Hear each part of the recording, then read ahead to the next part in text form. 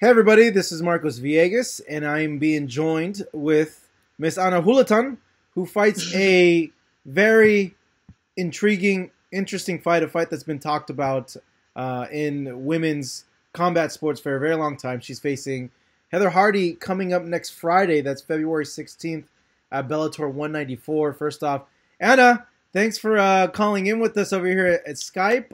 I'm excited for this fight. Honestly, I'm a little surprised that it's happening now as opposed to a little later. But give me your overall thoughts about the fight. It was something that we had asked for. We were offered to fight her on the last card in Connecticut, and obviously it didn't materialize. But, I called her out for a reason. I think it's something that's great for combat sports. I think it's going to change the way a lot of promoters and also fighters look at the fight game. And also I'm looking, I just love being able to have the activity. So I'm just very excited and thankful that Bellator is on board. They were willing to work with my boxing promoter, Alan Tremblay, and her promoter, in Louis DeBella, was able to, make all of this happen. So, if it's going to happen at any time, it should be now. It's definitely, I'm excited to say that we'll be the first one doing something like this. So again, it's going to be a classic in the making. When you look at the fights that Heather's had, and she's only had 2 in MMA, and you've had a lot more fights than her. What do you see there about her MMA game, and how do you break down her MMA game? Like, what do you see there when you see her fight and you've seen the fights? Obviously, she goes in there with her strengths, being boxing.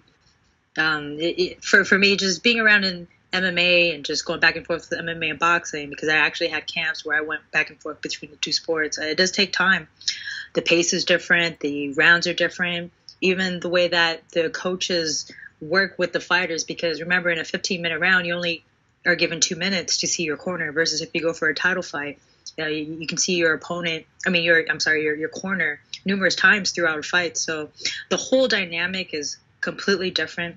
And with that said, her going to her third fight, I remember my third fight, I really focused on the wrestling aspect of it. So on my third fight, I was able to accomplish takedowns, work a lot more on cage work and things like that. Pursue that also onto my fourth fight, establish a couple more takedowns against, a K1 champion.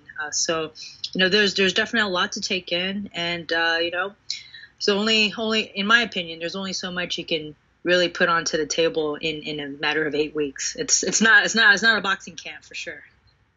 In terms of what you just said, she's only had 2 fights. She had trouble against a female that I believe was like a Taekwondo black belt. She used a lot of kicks in there.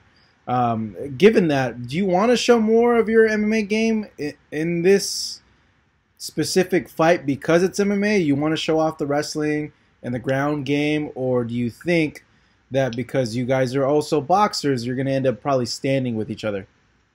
Well, I would say that my journey is unique because being a professional boxer and going into professional MMA, we don't have the amateur circuit to kind of develop our game. In boxing, it's just so prominent for any fighter to get into the amateur circuit just so they can develop a jab. Something as simple as developing their defenses. Even though full knowingly know that you're going to use your left and right hands, there's so many intricacies that a fighter needs to develop in order to become a world champion in boxing. So for me, it's been a journey, and I'm glad to explore all the different arts, starting out a little bit with the boxing and then get into the wrestling room for a couple of years. And then on my last fight, I got to focus a little more on my kicking and also the jiu-jitsu aspect of it. And so it's nice to go back home base. And in this camp, we did a lot of the boxing. So the sweet science, I'll tell you what, it's a different kind of cardio. And it's for me just to be able to break down all the experiences and just kind of understand how the combat sport world works. For me, I feel like I have more, I develop a little bit more of my style. So on this one, I just want to go out there and be me. Just go in there, just highlighting all the stuff that I always believed was effective. When I would venture out into different MMA camps and talk to different MMA coaches, their viewpoints are different, mainly because we don't share the same background. A lot of them don't even understand what it means to be a world champion boxer, which just in terms of the culture, what a fighter goes through, the pace, the strategy that goes behind it. For me to even talk about or try to share my experiences with me working alongside with a Freddie Roach or Manny Pacquiao and watching a Floyd Mayweather do his camp, even sharing a camp with a Roger Mayweather. I mean, their philosophies is something more that I connect with a lot. And when I talk to some of the other fighters or other MMA coaches, you know, there's a separation. It's hard to connect. So it was definitely a work in progress, and I'm thankful for it. And you know, a big shout out to my coach Angela Reyes for just, you know, just being down and just actually just always just keeping a watchful eye for me, and him also evolving his style, because, you know, it's just been a great crazy adventure. No, certainly it has. You know, I don't think when you started your boxing career, you would imagine that you would end up doing a MMA fight, No. you know, or competing for a major MMA organization. But here you are now, you know, with this fight against Heather. If you were 3 fights into your MMA career, would you fight yourself? Right now? Oh, 100%. Yeah? Oh, for sure. Yeah. So yeah, what she's doing, then you don't think she's in experience-wise of maybe making a too big of a leap because of that then? You know, I think everyone's different.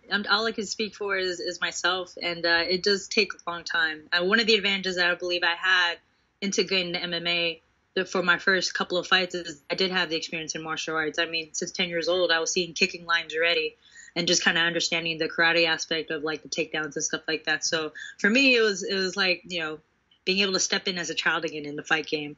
So, you know, I can't really speak much for anyone else. All I can say is that, you know, that's just how I see it. And I just know it just takes a very long time. Mainly because, too, that, you know, when I first got into boxing, it was completely different from the martial arts world. In martial arts, like, I was learning how to give respect. In boxing, you have to earn your respect. So you got to imagine what kind of a tongue twister that is for the mind. And you got to go back and forth, and you have to, like, learn on a daily basis. And it's a humbling experience where you have to be open enough, and you have to find a really good coach who you can trust. And at the same time, too, you have to protect what you have. So it's such a, you know, back and forth action that you deal with on a daily basis. So, you know, and MMA, man, it's a crazy game. It's still young. It's in its infancy. In my opinion, if you were to compare it with the boxing lineage, I mean, it has a rich history. And, you know, all we can do is just be thankful for just having the opportunities to just perform. I mean, what I love about fighting for Bellator is that Scott Coker, the president, he understands that, you know, MMA is my second sport. Boxing is still my primary sport, but he's not going to hold me back for that. So he gave us the stage. We can go and just, you know, compete. We can perform, and we can continue on pursuing the love that we have. How much does that help you out in terms of the amount you're taking home, having that second opportunity? Because I know it's well publicized that the females in MMA make a bit more than the females in boxing. So for you, you know, has that been something that has been extremely helpful, that's really helped you financially, being able to do both things? Yeah. I mean, obviously the opportunity is definitely rising for female fighters. Don't get me wrong, though. When I was in boxing, especially when I was holding the titles, I was making some really, really good money. It's just okay, that's good to hear, because you see the purses that the UFC pays, like someone like Cyborg or Ronda. I know Ronda's like a different thing, but like Cyborg and the other women's champions. And then you see some of the purses some of the other ladies are making in boxing. And it makes people wonder, like, wait a second, why aren't the women in boxing making these type of purses? I think a little bit it has to do with, you know, I think it goes on both sides. The women having to take responsibility and taking into action, be accountable for understanding how the business aspect work. Like, do you even understand what the business model is for boxing? Do you understand the role of a promoter, the role for the TV, the role for, you know, what you do as a fighter? Big shout out to one of my really good friends, Adana Foyle, who is a retired NBA player and is a champion. He works with the Golden State Warriors now, and he would share some of his stories as a professional athlete. He would say the first day that he entered the NBA, his dad asked him, all right, so what's your plan? What are you going to do? Because what he was trying to teach O'Donnell was, as soon as you become a professional athlete, you are also a business. So, the fighting, for us fighters, that's the easiest part. It's just the business aspect of it is what gets in the way a lot of times, whether it's mental or us pursuing and having direction into our career. It's just not having that type of awareness. So I remember back when I was a boxing amateur, Angelo, my coach, he would say, to be a fighter, you got to be like a rock star. You got to perform and you have to be really savvy with your business. And it's a lot to take in. It takes every ounce of energy that you have. And if for any fighter who just wants to fight and not have to deal with all that other stuff, I'd say stay in the amateurs. But if you become a professional fighter, you have to understand what it means to have a career in it. And so for women, especially women boxers, understand that aspect of it, be aware of it. You don't necessarily have to talk to the people inside the business. Talk to other business people, talk to other professional athletes and see how they see. You could see if you have a friend who plays for the NBA or the NFL, the MLB, or even soccer or anything like that, ask them how they do things. And then that can kind of have you just think right out the box, be a little bit more creative.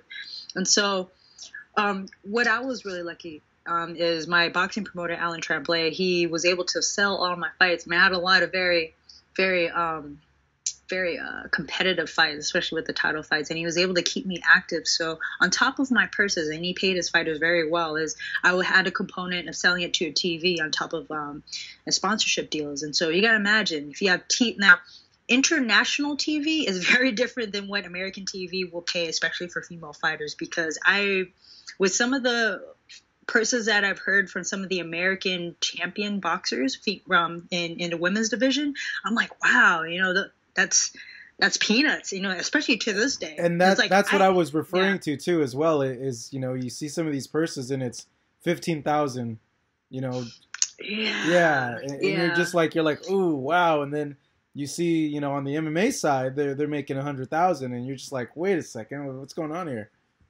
Yeah. So just understand the different business models, because again, I just explained just real briefly how the boxing model works, and is it different for MMA. Just to give you an example, Rory McDonald fought Lima for the Bellator title a couple weekends ago down in LA.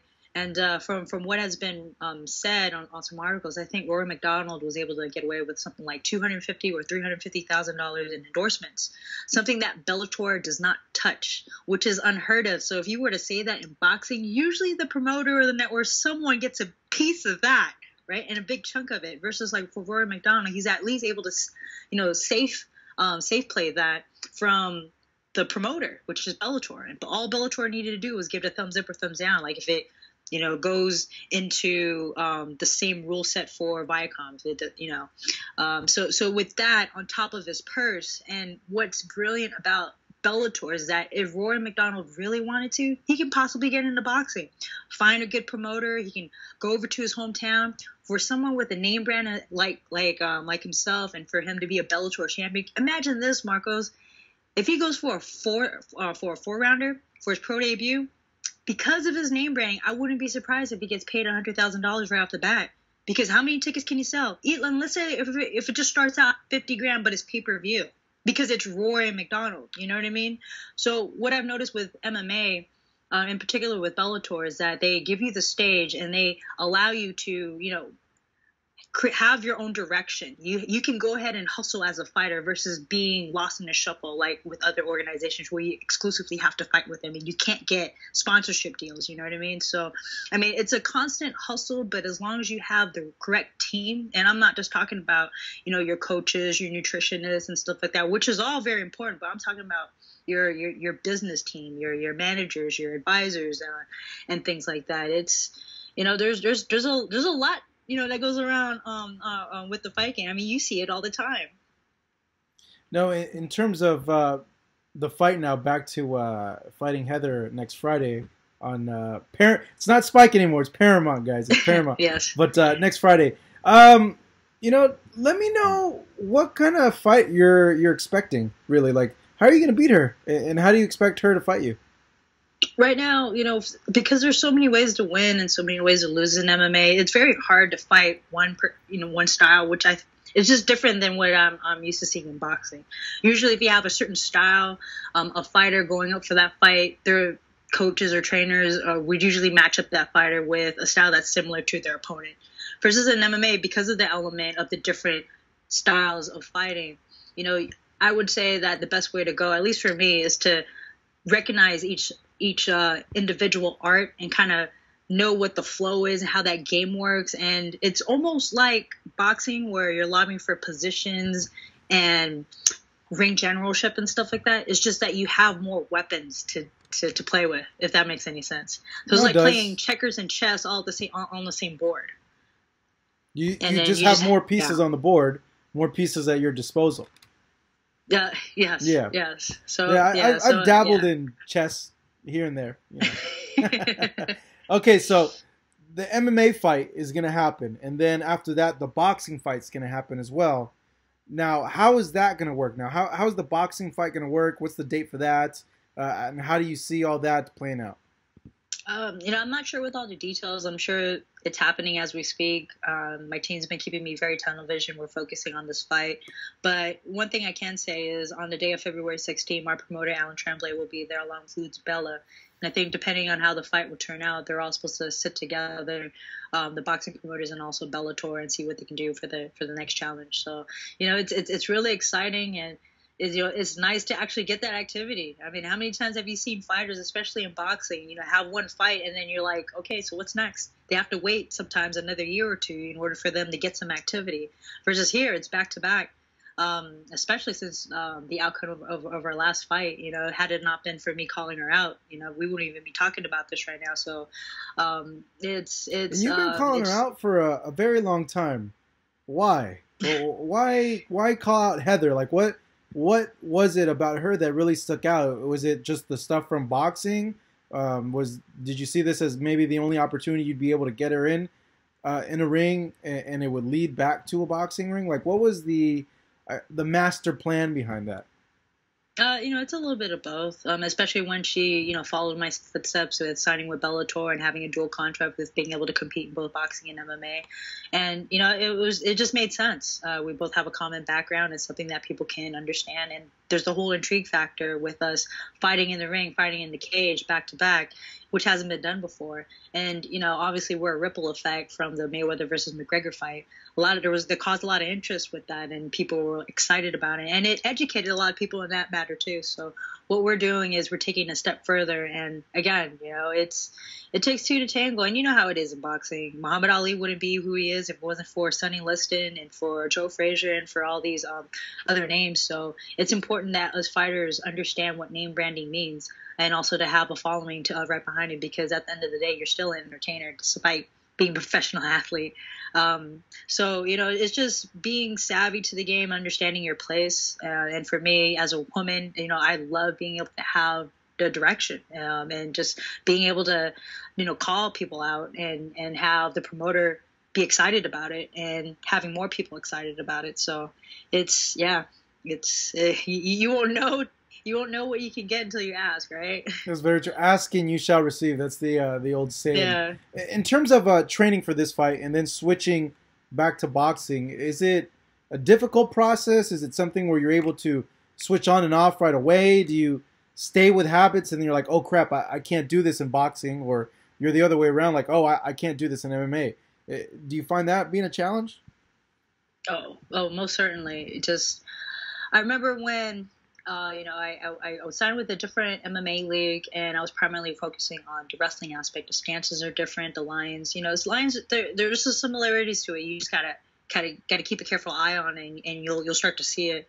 But in terms of like the stancing, the footwork, the pace of it, and the mentality, it's completely different. And because I practiced that, you know, I felt like my boxing suffered a lot. So by the time I got back into the boxing ring, you know, we really tried to focus on the boxing, but it took a little bit more than a regular camp because I had invested so much of my time in my movements that I was just retraining my body to understand certain flows. You know, it's not like I'm in this era where back in the day we had, you know, wrestling and kickboxing, Muay Thai, and all this stuff that we see now. I see kids doing everything nowadays versus back then. Usually one person would stick to one art. It's like, I'm a hardcore Shotokan fighter. I'm a hardcore wrestler. I'm a hardcore blah, blah, blah. So anyway, there was a lot to be aware of, just understanding the value of a 2-minute round versus a 3-minute round versus a 5-minute round. How many times you go back to see your corner, understanding the difference in balance with having shoes on versus having shoes off. Yeah, that's a big thing too. Understanding the size difference and the range difference between the 4-ounce gloves and also the 8-ounce gloves. So there's a lot to calculate, and there's a lot to just think about. And, you know, there's no shortcuts to it. Just like when you prepare for a boxing match, there's just no shortcuts. You have to be in shape and you got to do the road work. And so it's definitely a challenge, but I feel like I'm a little bit more seasoned, mainly because I got to experience it. And, you know, I feel like it all happened for the better, because this is a new era in fighting. It hasn't been done before, and it's changing a lot of things. MMA is growing rapidly fast, and at the same time, too, so is boxing. The dynamics of boxing altogether, especially in the United States, is completely different. And I would be more intrigued to see a lot more crossovers, and even crossovers with promotional companies. Like, wouldn't it be awesome if you had the UFC champ fight like a Bellator champion? Oh, I wish. Everybody wishes that, but I don't think it'll ever happen. But money makes sense, right? Because one of the biggest fights was Lennox Lewis and Mike Tyson. Different promotional company, but how much money did that make? Man, right? Yeah, that'd be quick. But when you're already making a lot of money, though, a lot of money, I don't know. I just you think back to like the Fedor thing, where Fedor wanted to co-promote with the UFC, and they're like, no, it's our promotion. Like, you cannot co-promote. You just have to fight for us. So I would love to see that every year, Bellator champ versus UFC champ. I think that would be awesome. But you know, it's a little difficult, you know, in case of that. But we are, I guess, kind of getting something like that with you guys fighting. You know, this MMA fight in boxing. Anna, you've been very respectful of Heather in terms of breaking the fight down. You haven't really, you know, expressed what you're gonna do to her. What are you gonna do to her in this fight? Man, you know, going back into boxing and having it, you know, become a part again of the camp, it just brings back that meanness, you know, that ferociousness, where every day you're like, you know, fuck this shit, you know, because you're having layers and layers and layers of just work and just fighting on a daily basis, that your mentality starts to change. And so, I mean, with this one, all I could say is, you know, the pain train is coming. And if you got pain where you just broke your nose, you know, just a couple of months ago, got 36 stitches, and you're going right back into war, but then you're trying to add more elements to your weaponry, it's like, yeah, I'm going to challenge your weapons. You know, it better be sharp. And if that's not sharp, your mind better be sharp, because I'm going to test it. So you know, I just feel like I'm in another element. And again, I don't think I would have been able to have this had I not had the activity. Before my last fight, the last time I was in the cage was like 2 years before that. And even on that fight, I had another layoff where they wouldn't put me on, I had like a whole another year of a layoff in that. So in terms of the rust, I was like, man, you know, this game can get kind of fucked up. So let me stick with it, and you know, when the right opportunity comes, I'm gonna change it. So, you know, we ended up signing with Bellator, and, you know, I did what I did. I said what I said, and, you know, here I am. I went from having the inactivity, going back and forth between MMA and boxing, and here I get to sign with Bellator, where they allow me to do MMA and boxing. And despite the outcome of our last fights, here I am again with another fight that's going to be lined up. So how crazy is that, right? It's a constant gamble, but you got to be willing to play. So, you know, all I got to say is, you know, push come to shove, you know, in MMA, it's so easy to get injured too. So let's say, you know, despite the stage, let's say, you know, she's trying to do all these different things, whether she's working on her kicking or her Muay Thai or her striking or her grappling, you know, she goes overboard with it. Whoops, you know, or tore this, tore that. And like, you know, that sucks. I did sign a contract, and I wouldn't be surprised if Bellator was able to find a last-minute opponent, which can be dangerous, as it is in boxing, because there is so many ways to win, so many ways to lose. And so, I all I can do is prepare for February 16th. But, on top of that too, I haven't been paying attention with the social media and stuff like that. I've been so focused on just my training and what I need to do that, she can say whatever she wants. At the end of the day, I'm the one that made her relevant, because she I don't know, she didn't look too good on her last fight. It's kind of hard to get right back into that. I mean, you know how it is. I mean, I've seen great legends go through really tough fights, and one of the necessary things, in my opinion, that needs to happen in order for all that to heal is time. And time isn't what she had. It's kind of like a Sugar Ray Leonard versus Roberto Duran rematch. It's like, oh, Roberto Duran, even though you got that first decision, you're like over 200 pounds. You got to lose all this weight in 10 weeks. Good luck. So it's almost like, okay, whether it's a weight issue or not, there's a lot of stuff she needs to understand about MMA, her and her team and everything else. Going from 2 minutes to 5 minutes is a long time. That's all I can say. So from your experience as well, in her last fight, it looked like she got her nose broken. Have you ever had an injury like that? And if so, she's coming into this fight right away. Like, can you recover from an injury like that quick? I haven't had an injury like that. I mean, I don't know. Against someone who is a pro debuter, obviously they have some background with the kicking aspect of it. But all I can say is, on my MMA fights, I fought against kickboxing champions and a K1 champion. A K1 champion. Not once did I look like that at all. You know what I mean? So it's safe to say you weren't impressed. I mean, that's all I got to say. And the thing is that what I've noticed with MMA, because it's so young versus boxing, is that a lot of people aren't even taking that into consideration at all. See, the K1 champion that I ended up fighting, on her fight before me, she knocked the person out in the first round. And I'm like, so this person had a lot of momentum. Versus me, on the other hand, even though I'm a striker, I ended up doing wrestling. Took that girl up against the wall, grinded her up. I took her down. I took away her kicks because she didn't want to go back to the floor. And then at the end of it, when it came down toe to toe, where I was like, all right, let's go strike. Let's duke it out. She was running. And I'm like, okay, all right, but no way did I look like that. You kidding me? It's like, again, the boxing lines, kicking lines different, but I've been seeing kicking lines since I was a kid. You know what I mean? And all I gotta say is, there is no shortcuts in fighting. You can't shortcut it. Any areas that you shortcut, you're gonna run right into it. You know what I mean? So you think she's been taking shortcuts? I'm not saying that she's taking shortcuts. I respect all fighters that step into any fight atmosphere. All I gotta say is, I felt like I did my work, I did my piece, and I'm on this continual journey. I'm very excited for this opportunity. I'm ready to perform. So we touched on the MMA part. How do you rate her skills boxing wise? And do you think the boxing part will be more competitive? Do you think the MMA part will be more competitive? What do you think?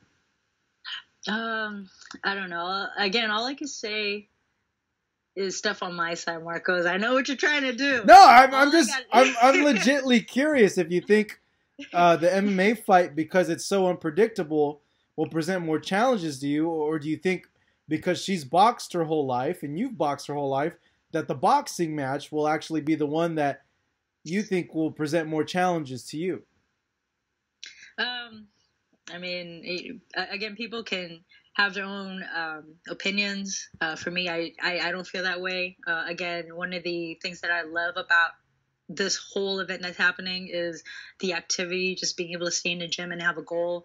It puts you in a different zone altogether. So all I could say is, I fought and won the actual world titles against people who are legendary in my weight division.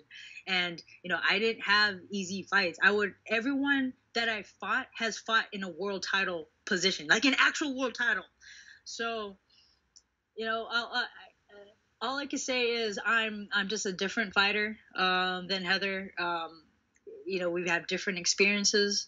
I went up for the world title 3 times, and I've been to the Lion's Den many a times. I fought in front of 40,000 people over in Argentina, dropped that person, and I fought in Manila, Canada, fought a Mexican in Mexico. You know, you name it. You know, it's I've definitely did the road work, and you know, I had a lot of that TV exposure, and just understanding the business aspect of it, you know, and I got to see some of the best in our era, just being able to work with someone like a Freddie Roach and watch camps after camp after camp of a Manny Pacquiao, and also with the Floyd Mayweather coming out here to Las Vegas. And I actually got to work with Roger Mayweather for a camp, which was just phenomenal. So, you know, I feel like I really invested my time into sport. Like, I went out and surrounded myself with people who can teach me about the history of it, people who are passionate about it, can hold conversations with people about, you know, what makes the sport so great and things like that. You know, it's like I am a boxer, you know what I mean? And then when I see people who don't even see that, like, for instance, if you have fighters who are doing, you know, they're trying to build their following, they're doing their thing, but they're trying to make it into a one-man show, it's like, it doesn't work that way. You need two to tango. Like I said, Muhammad Ali needed Sonny Liston and Joe Frazier and George Foreman in order for him to be who he is. Same with Sugar Ray Leonard. I mean, it all depends on the stacked division that you're in, you know. And you can only be so lucky to be in the era where you have a stacked division. So I'd say for me to actually start doing something like that, for me as a woman, it holds a problem because it holds back my money power potential. You know what I mean? So, you know, anyway, you can just have me just keep going and on. Well, Marcos, I do want to ask really you passionate this. About it. No, you are. What's more funner, being a professional boxer or being a professional MMA fighter? I kind of like both. You got to pick one. You got to pick one. Which out of the two, which one's the funnest for you? When you look at everything, you know, the training, everything that goes into it, what's funner to do? Damn. I don't know. They're just so different in its own respective ways. See, what I love about boxing is that it is about lobbying position, all that strategy and shit, and it's so like dimensional. You know, it's not just what you do in the ring, but it's also the business part of it and how to get in your opponent's head. But you see the crispness, and you really see the art, and you are able to define the discipline that happens with each elite world-class fighter, you know, because it's distinct. You have your left hand, your right hand. In MMA, it's a mix of all of that, so you won't necessarily see a mastery of all components of a fight. What I love about it is just understanding the game and utilizing its strengths where you can just be successful. And I mean, that's a different type of strategy, just even how you set up a camp and how you do your strength and conditioning and your nutrition and stuff like that, even your breathing, where you go from, like in boxing, I'm so used to having the cardio, being able to be elusive and have that explosiveness, sticking and moving. You do that in MMA, you have the same movements, but all of a sudden when they try to do a takedown or a clinch, you know, all of a sudden become static. So you don't have that cardio work. It's more of that grinding work where you kind of have to, it's almost like lifting weights a little bit, you know, and you have an extended period to do that. You have 5 minutes. So it's hard to choose one, man. I'd say right now, I'm really feeling the MMA mainly because they're putting a lot more highlight on female fighters, especially in the United States. Boxing, it's a global sport. So no matter where I went, you know, boxing was revered. So, you know, and I appreciate that aspect of it, but it's nice to actually fight at home. It's nice to go to a place where you can speak English and people will be familiar with the type of food that you have. Like when I went over to fight in the Philippines, I was watching my weight and I asked for quinoa. And at first, the waitress didn't even know what quinoa is. The next day, I asked for it again, and then she had to correct me. She said, "It's not quinoa, it's quinoa." And I was like, "No, it's quinoa." No, she goes, quinoa. "No, it's quinoa." No, yeah. Yeah. So I mean, it's nice to actually be on American soil, more in a more familiar territory. And I don't have to pull out my passport every time and go through like all these different things. It's just a lot more streamlined. And it's pretty cool to actually be on the Paramount Network where you have national exposure. So it's a nice flip to it. Hey, I hear that Cyborg's interested in coming to Bellator. Did you hear about that? I heard a little bit about that. That's what do you think? So it is true, huh? I heard. I don't know. I read stories, but what do you make of that? I think it's great. I think she's a phenomenal fighter. She's a brilliant champion. I was really impressed when she fought Holly Holm on the last one. I didn't expect her to be that way. She's a smarter fighter that night, and she came out unscathed. And I think for her to go over to Bellator, because she had worked with Scott Coker before in Strikeforce. Yeah. You know, she was actually my first MMA fight. Oh, go ahead. Well, she was their champion at one. Yeah. Was it 145? Yeah. Yeah, it was. Yeah, she was their champion. Yeah, and I remember her fight against Gina Carano was my first MMA fight ever, and it happened in San Jose a week right before I won my first world title. And I remember at that time it wasn't a common thing to have women headline cards, so it was nice where she was the first of her kind in MMA, and then at that time I was able to headline for my world title fight. And we have droves of Filipinos just come out for support, you know, over in the Bay Area. And, you know, and it's a pretty cool time. But for her to go down to Bellator, I think she probably sees the potential where she can have, because obviously we all know she's been working out with Clarissa Shields. Brilliant move, genius move. I mean, you're only as good as your opposition, especially in sparring. The work that you get. What more better than to get a two-time world Olympic champion and also a world champion?